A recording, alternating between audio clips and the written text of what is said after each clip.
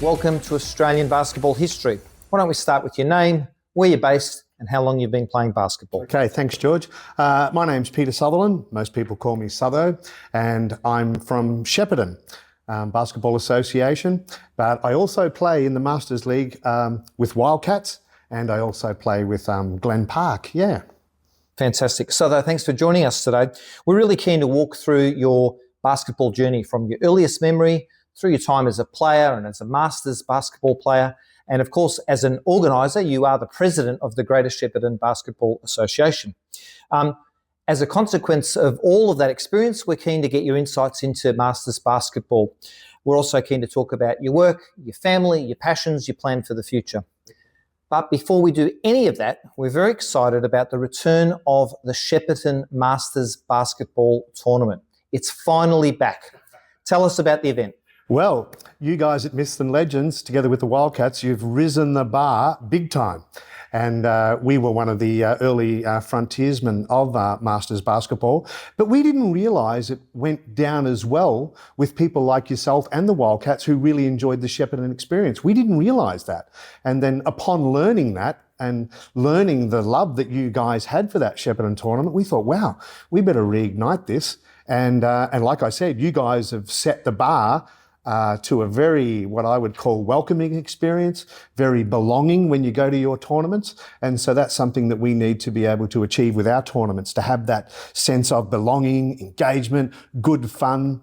And so we're looking forward to it. We're going to do that in September this year, in 2025.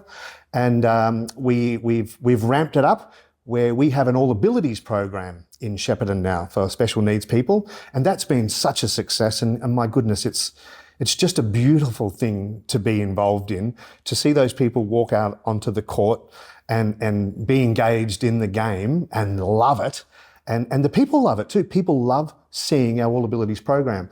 So I mentioned this to some people from the Gold Coast, like Noel Brown up there, and they want to bring down some All Abilities team. In Gippsland want to bring some All Abilities teams. So we thought, let's put All Abilities into this tournament. And we will also put wheelchair basketball into that tournament. So very exciting for everyone to watch everyone else play their version of basketball. So that's really exciting. Well, it'll be great for all us Melbourners to get back to Shepparton and otherwise cheer on the All Abilities and the wheelchair guys. We expect many Myths and Legend teams there, George. No pressure, but we expect to see them there.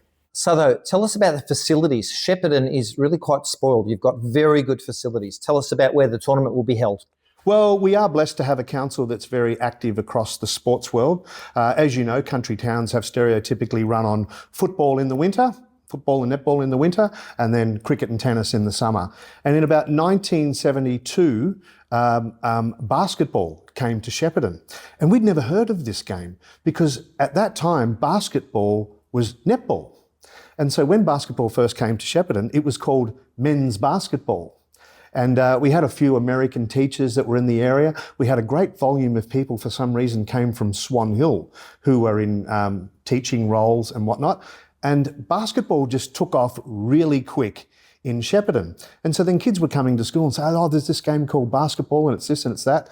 And so I started playing the game in 1973. And don't laugh, all those people watching, I know I look younger, but George has put the Brad Pitt filters on there and made me look younger. I didn't have to use too many filters for you, Pete. Well, I say the cesspit filters, but anyway. And so, you know, I'm now 61 and here we are in 2025 and I'm still playing this wonderful game. And people say to me, you know, what is it with basketball? What is it? Well, clearly it's the friendships that you create. But I think the beauty of the game is, if you've grown up playing football like I did and you're standing at either end of the ground waiting for the ball to come back, the beauty of basketball is everyone's a rover and everyone's in the game all the time. And I think it's just a beautiful, welcoming game. And I heard the guy Stern from the NBA do an interview on the radio once, and he said words to the effect of, basketball is ballet. It's a beautiful game to watch. It's a beautiful game to play, and it has a rhythm and flow that's good for your mental well-being. And I think David's right. I would agree. Mr. Stern, you've got it right. Couldn't have said it better. Yeah. So it's a bit early to talk about dates because we haven't finalised dates, but are you working towards end of September, middle of September? Where do you think this tournament's going to land? The tournament will be early September, and the reason why we're doing that is because there is a wheelchair tournament towards the end of September, and they would like to come to our tournament as a bit of a warm-up for that. And also, you know, we need to be respectful of other associations who have Masters tournaments. As you know, that if you put too many close together, it becomes cost prohibitive for people to travel and accommodation and meals and what. So we like to space them out in a fair and square manner. And we looked at the calendar of what other associations are doing and when they've got their Masters tournaments on. And together with Basketball Victoria, yourself and Wildcats, we worked out that early September was the best fit. Hey guys, the Shepparton Super Masters is on September the 6th and 7th, so get your team in now. The good news is we are taking over 35s age groups, okay? So we'll see you here in Shepparton on September the 6th and 7th. Sunny Shepparton. It's actually raining.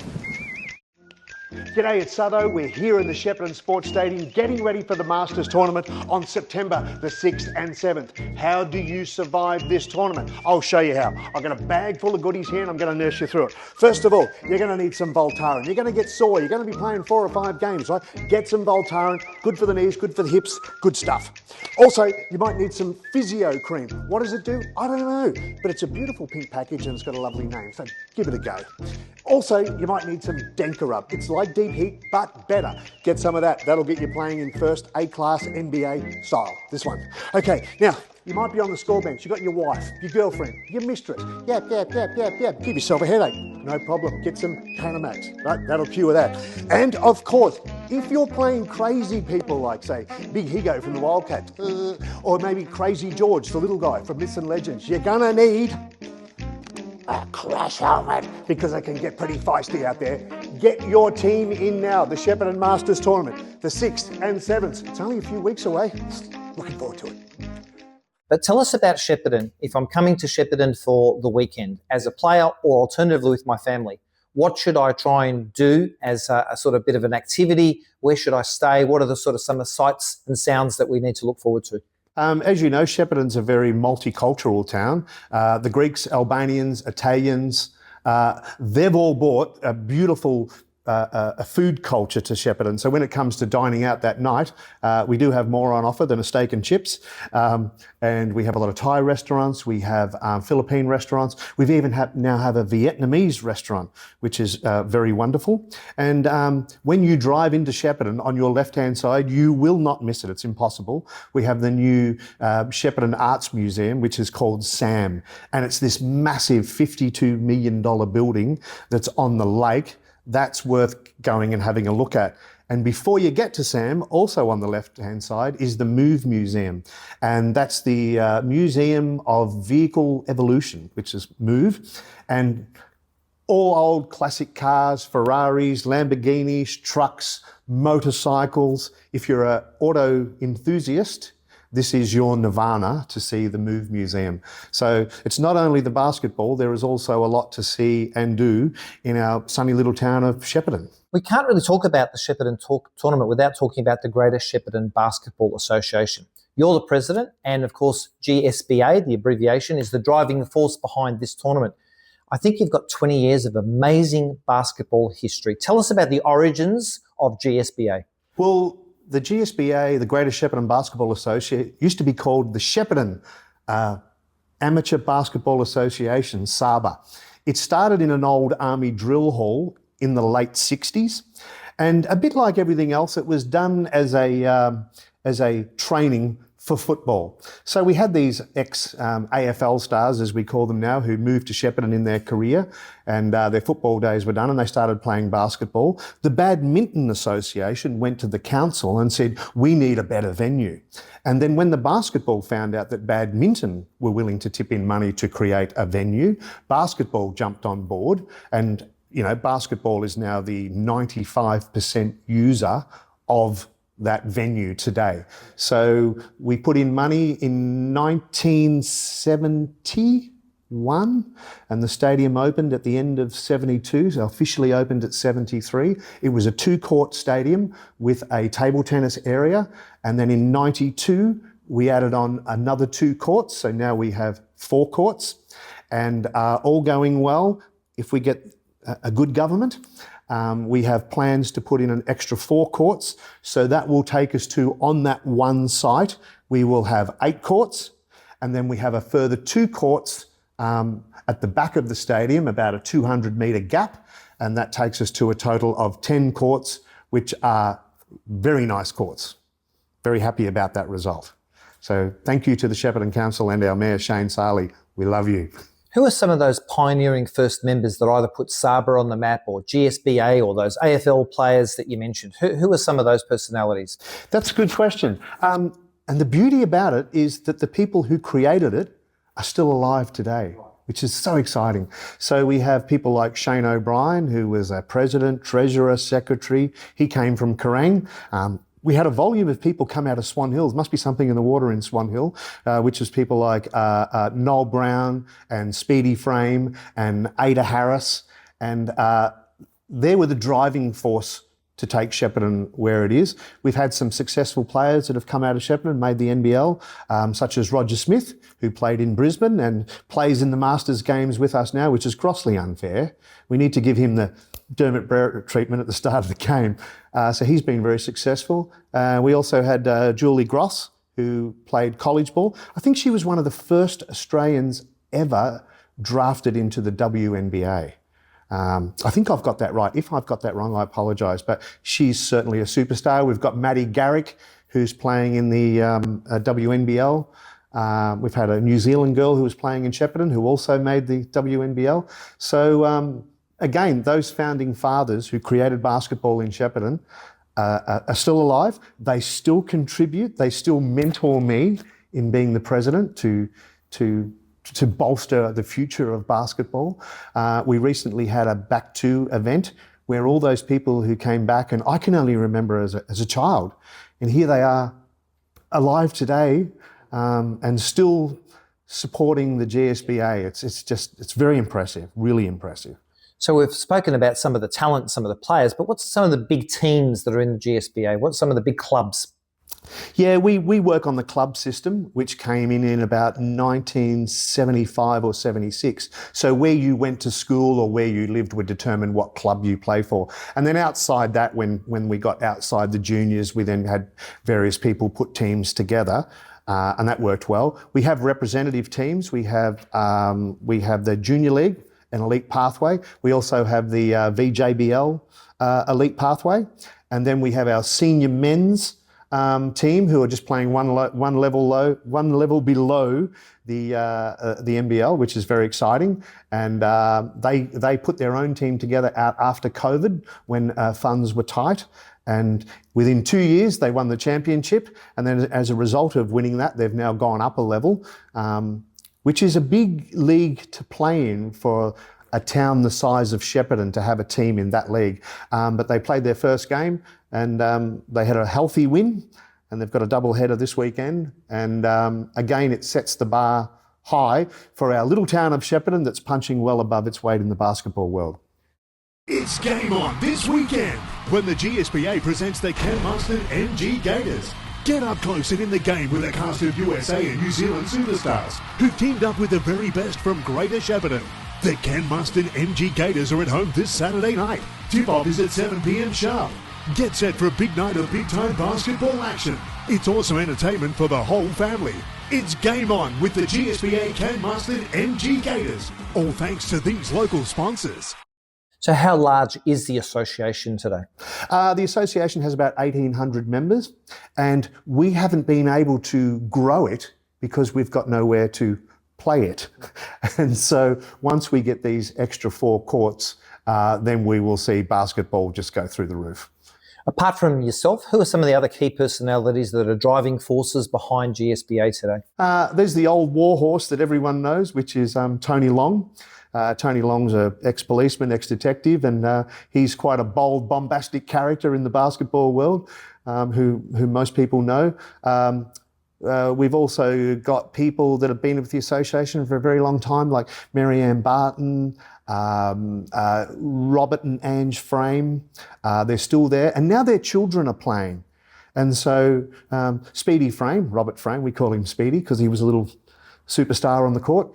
He's had two sons that have played representative basketball, and now he's got young Tom playing. And Tom's a very exciting player to watch and good-looking boy, and all the girls love him, and that's good for the crowds. My memory might be failing me, but isn't this an anniversary year for you? Haven't you got some special celebrations planned? Yes, in November 24 was our 55-year anniversary. So it's been 55 years of the GSBA, and we had a celebration, and all those people from all around Australia came back to Shepparton, and it was a very emotional night.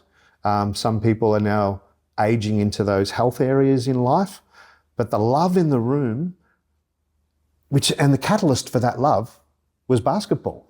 So it was beautiful, absolutely. It was so emotional. You're teary thinking about it.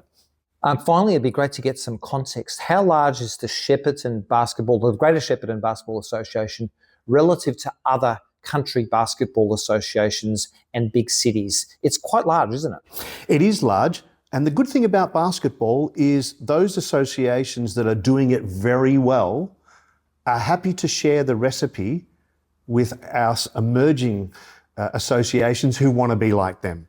So say, for instance, Ballarat, and you've got Neville Ivey over there. He has been exceptional in assisting the GSBA. Bendigo, they run a wonderful show. They've got bars, bistros, gyms, all those sorts of things, recovery centres. And so this is where the sport's now going. And as you can see, the volume of Australians that are playing in the NBA, Australia does have the skill set. Right? Where do we lack? The facilities. And you would have seen a report from Basketball Australia about how many $1 billion behind Australia is. So even if we had $5 billion tomorrow, the day we put that money into the facilities and everything else, it would be saturated on day one. Yeah. That's how much the demand for basketball is in Australia. And I think the current Victorian court deficit is 250 courts just in Victoria. Yes. So the pipeline of development is a very long pipeline. And usually what happens is when major stadiums get built, there's an agreement to bulldoze the old ones. So we add a few, but we lose a few as well. And so that plus minus game means catching up is just a really big... My observation of basketball across Australia is because it's becoming so popular and big, and we're now into, second and third generations, that skill set's staying there. So if you look at the staff that you're now seeing at Basketball Victoria, good people, good skill sets, good abilities, that will advance basketball, because that hasn't been there. But now that it's there, and it's there, and it's emerging everywhere, basketball has a very healthy future because good people are now stepping up. Well, good luck to the GSBA. Thank you. Keen to talk about you as a player. Not much to tell here. Sorry, folks. Well, let's work out how much there is. So what's your earliest basketball memory? Where did it all start? It started in the schoolyard with the kids coming up to me and saying there's this new game called men's basketball. And then we started to see a little bit on television. And the bit that we liked was Americans dunking the ball. So when the stadium opened and we would go down there and we'd have two courts, it was great entertainment. It was a great show. And then there was an American team that came to Shepparton for some reason. And all us school kids, we just wanted to see someone dunk the ball because that hadn't happened yet. And so I remember the guy's name, and they were billeted out to all the families involved in Shepparton basketball. And we had a guy called Jerry Weedner. I tried to find him on Facebook, and Jerry Weedner didn't fit in the bed at home. So this, to us, in a little country town of Shepparton, to have this mixed bag of basketball players in the community for this special event was so exciting. And just to have them there, then we went up another level. So I started playing in 1974 at 10 years old. And I continued playing. I made the Junior Gators rep team, which was coached under a very well-known basketball identity in Victoria, which is Ada Harris. And I certainly wasn't the strongest player in the team. I was the spud, quite frankly. So I probably came in at number 8. And then after 16s, everyone matured quicker than me and had hairy arms and hairy legs, and I was still a tall, skinny boy, a bit of a stick insect. And so I never came back to basketball until I was in my mid-20s. And just to see the difference from leaving at 16 to coming back in my 20s to see what basketball had done, what it had delivered, the players that had gone on to bigger and better things. I just thought, wow, I've missed this game. And now at this age, in my senior years, as it were, as my dad says, I'm in the last quarter. And then when you turn 80, he says you're in time on.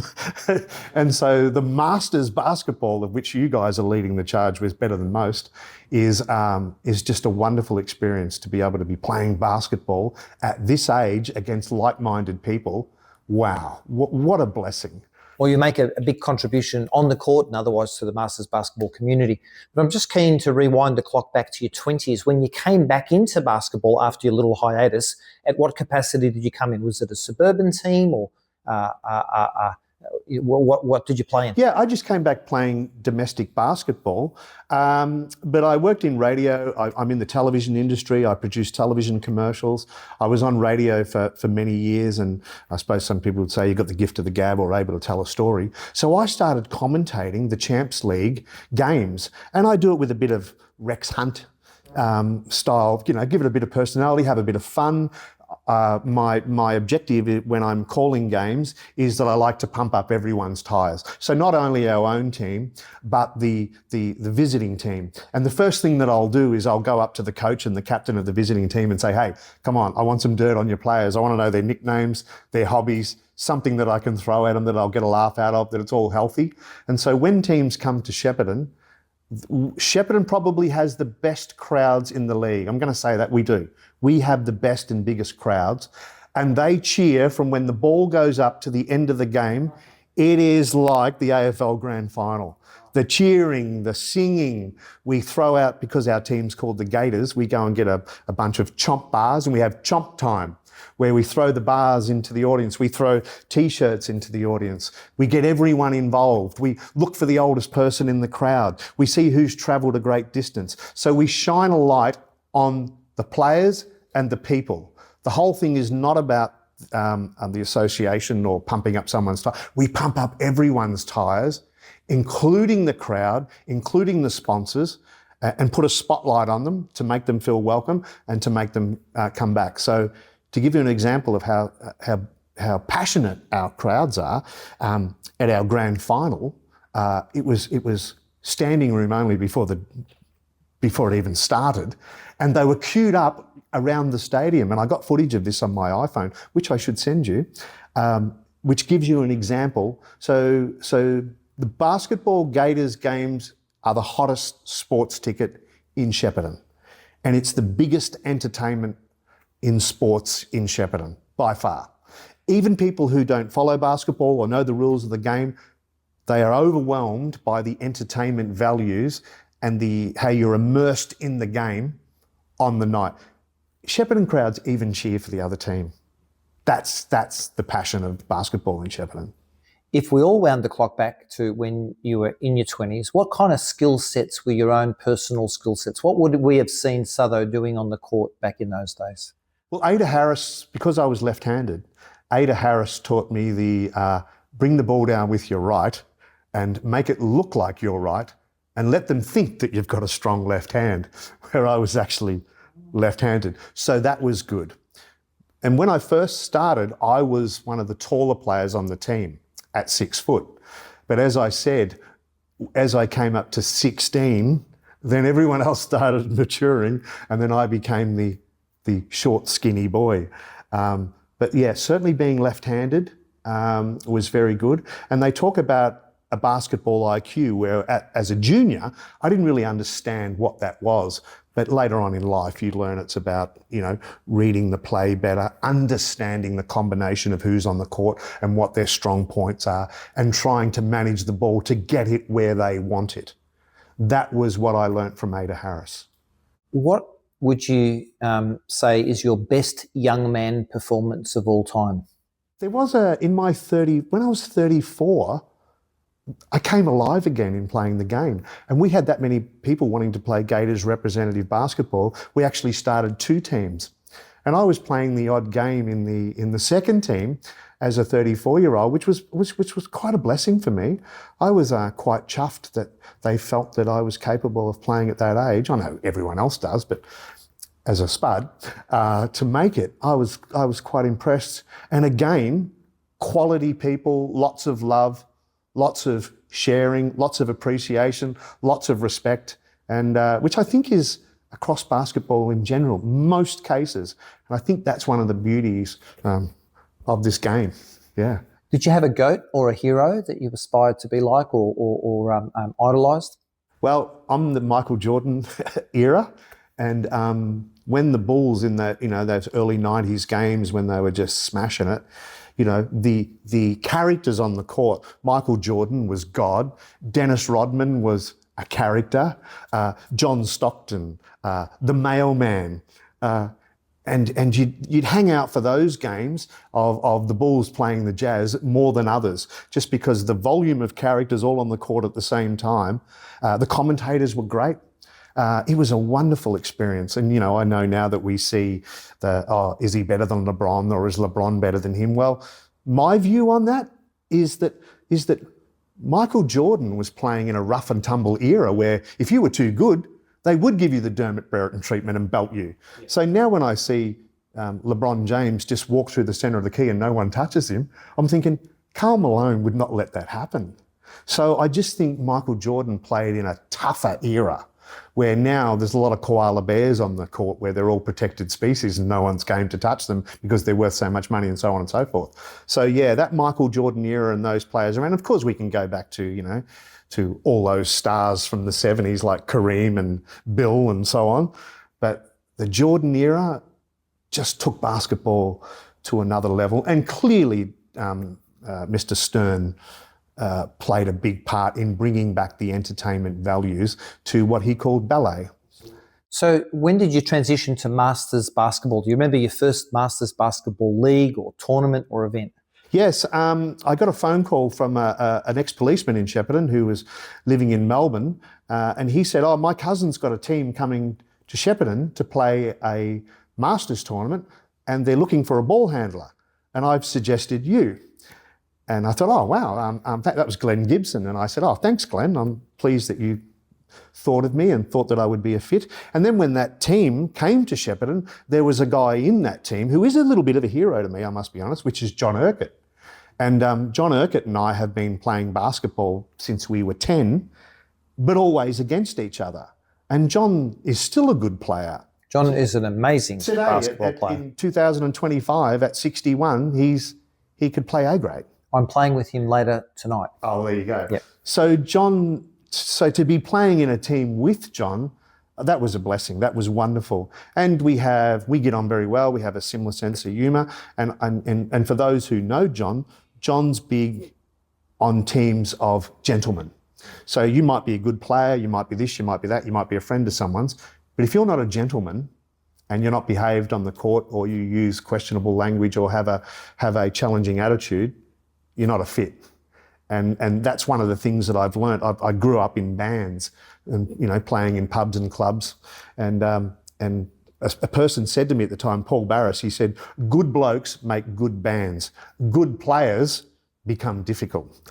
And I've learnt that in basketball as well. So you might have, if you've got a cast of good players, sometimes there's friction in there where good blokes, you don't even care about the scoreboard because you're having that much fun with good people. And I like that about the Masters. So yeah, we might make the grand final. Yeah, we might be going for gold. But in principle, I don't really pay attention to the scoreboard that much because I'm having a good time. Do you have a memory of which Australian Masters games and which Pan-Pacific Masters games you've competed in? Yeah, I enjoyed the Pan-Pacific Games because you're playing in a resort-style atmosphere, and we used to play at the old venue, but it didn't matter. It was still good, and now they've got new venues. It's even better. And I've played at the Australian Masters. The Pan-Pacific's games I'd say were one of my favourite. But with all due respect to the organisers, it's become a little bit of a cash cow now, and the business side of it seems to be more than the game side of it. So we recently went to the Wildcats Currumborough tournament. They had 34 teams.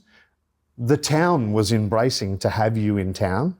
The pubs, clubs, motels, takeaway, cafe, servos, they all welcomed you to the town. So I'm going to go out on a limb and say I enjoyed the Currumborough recent tournament more than all to date.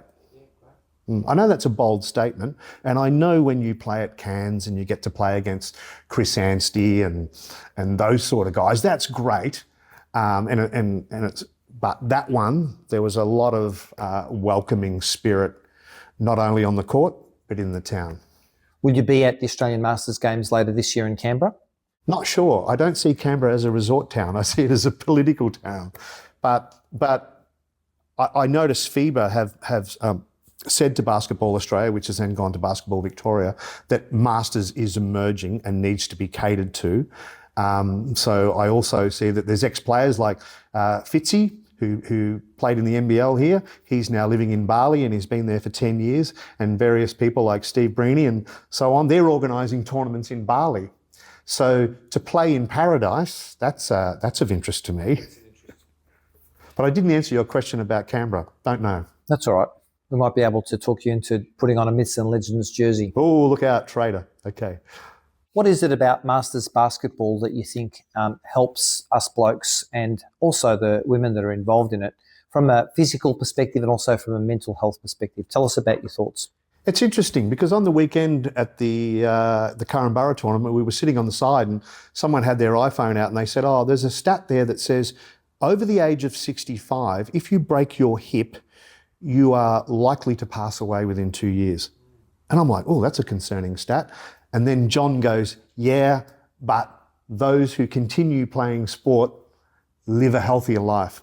And so one of the things that I've noticed about Masters basketball with, guys who are no longer with their wives and they have a new partner or they have had a sports injury and they couldn't play, there is now a place and purpose to be involved in basketball at your skill level.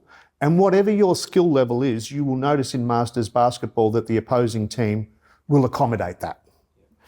So say if you're a 50-year-old guy and you might be playing against a guy who's filling in and he's 70, that team affords that guy the respect. And I think that's a beautiful thing about that. So I think mental health, gold. Physical health, gold.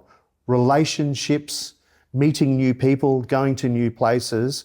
Again, this ball has made that happen. It'd be good to get your insider perspective. And when I say insider, I mean not only are you a player, you're a president of a local association. And very specifically, we have huge basketball programs for youth. And obviously at every stadium, there's lots of men's and women's leagues all the way up to the NBL and WNBL. We've also got now, very strong support for all abilities and wheelchair basketball. But the 40 years in between, when we're not in a wheelchair, or when we finish our young man's or young woman's basketball, and before we make it to all abilities or a wheelchair, it almost seems as though Masters doesn't have a very strong place in the strategy or the structure. We can't find over 50s nights. You were talking earlier about the difference between being 60 and 50 when it comes to speed. We can't find over 60s nights. They exist in Adelaide, but really not anywhere else. So why do you think the sport has missed out on a huge demographic who arguably helped put basketball on the map and then coached teams and refereed games and did all of those other things when children came through? Why have we missed this big segment? I don't think they knew it was there to be had. And what's happened in recent times is social media platforms, cell phones, seeing it on your cell phone, on your laptop, on Instagram, the message is getting out. And those people are seeing it and they're seeing someone that they played with X amount of years ago and they're coming back into it. Some of them went off and played Masters football and injuries came with it. And so now basketball is back on the radar and the journey that they're seeing guys like us do on Facebook, playing on the Gold Coast, standing next to NBL stars that you might be happening to playing with, it's pretty special. It's pretty special. So I think the digital media has advanced that basketball. And again, once they've had a taste of it and once they've experienced that welcoming vibe, people your age, similar going up and down the court, please, thank yous, grab you when you're about to fall over, they go, wow, I didn't know this was there to be had.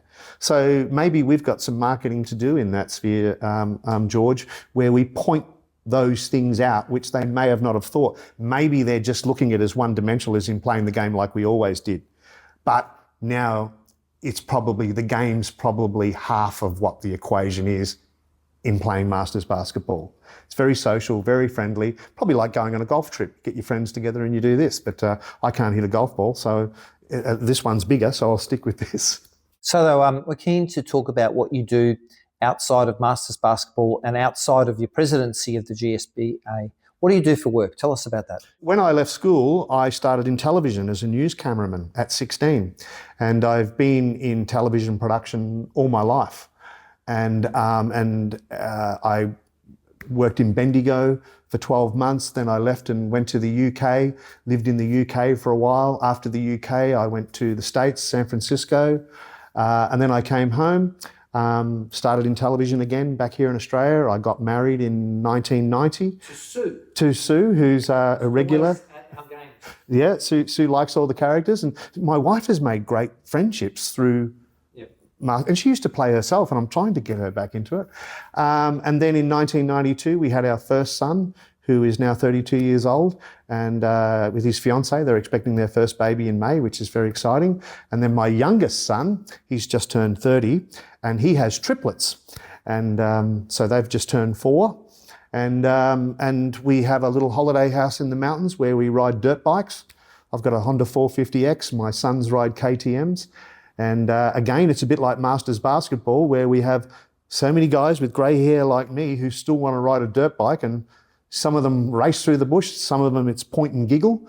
But again, it's the social side of it and the friendships and the business relationships and the networking that you get from basketball, dirt bike riding, and so on as you age. It's just so good for your head. It really is. That's the number one thing. Physical fitness, mental health, this delivers it.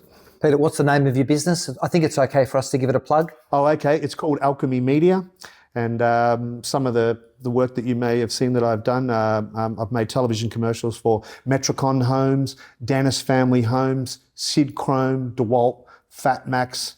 You ready for it? Dora the Explorer, Thomas the Tank Engine, Ben 10, Mercedes-Benz, Tag Heuer watches. And one of the interesting ones that I've done, which I didn't get the gravitas of how big it was, I did a commercial with the soccer player, Messi. And I was in Belize when this job came through, and I met Messi in a Zoom call with his manager. And I straight up said to him, mate, all due respect, never heard of you. And imagine saying that to Ronaldo, all right? But I said that to Messi, and all of a sudden now we just kicked off in relationship because he just thought that was so funny. Because I said, I'm a basketball. If you're a Michael Jordan, I'd be impressed. But soccer, why don't you just pick it up and kick it? And they just thought all this was funny. And then during the making of that commercial, I used my voice as the guide track on the commercial, with the idea being that once we finished the commercial, we would have some hotshot voiceover guy come in and do that voiceover.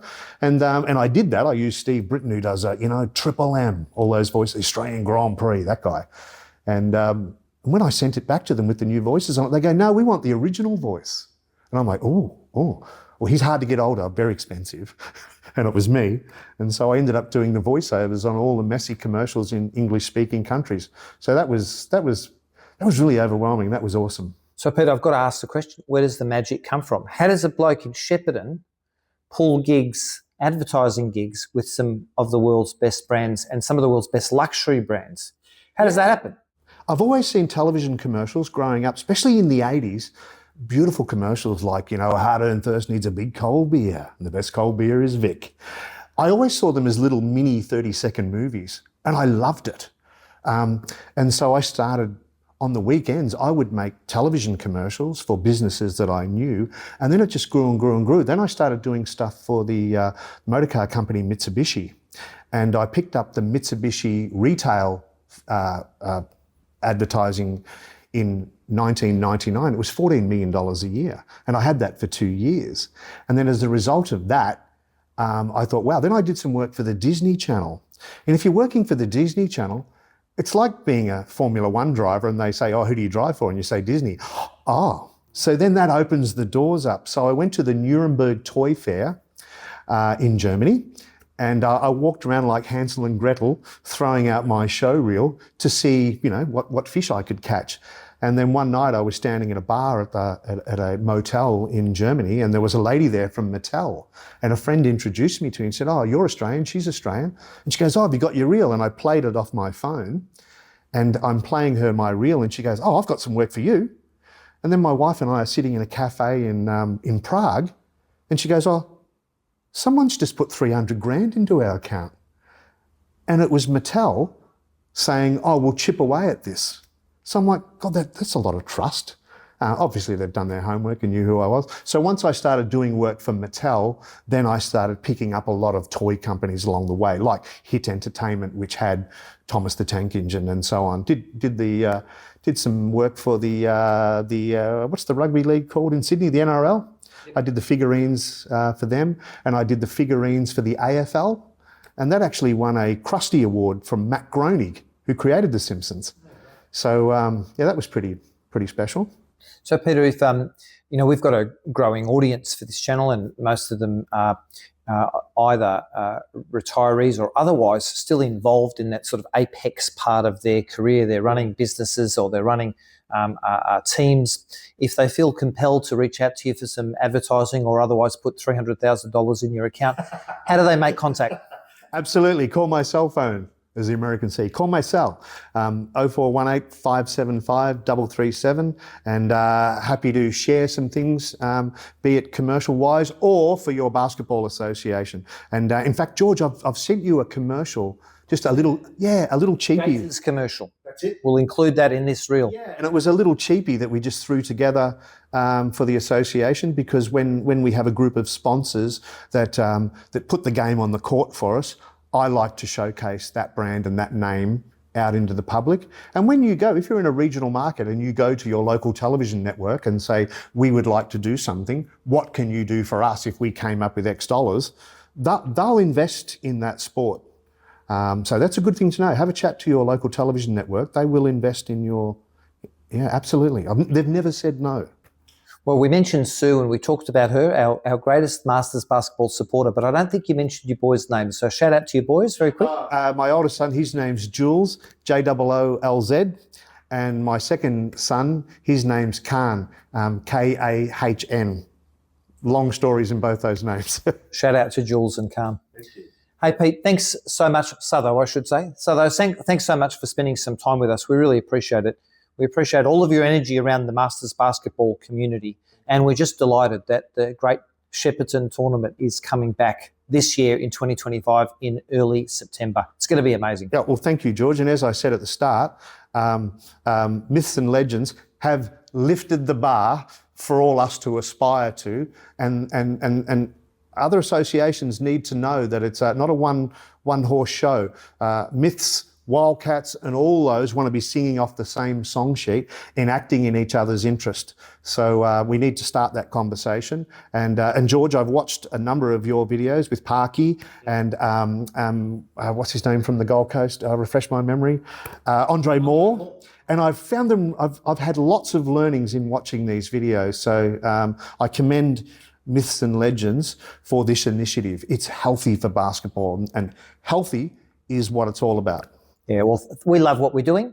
I don't think Joe Rogan's in any danger of getting knocked off. Yes, we do. Otherwise, yeah, it's an ongoing commitment that we have to try and tell a story of the people who put basketball on the face of the map and otherwise are still making a very big contribution at this age. Can't thank you enough, George. And Miss, thank you. On your side, though, play hard.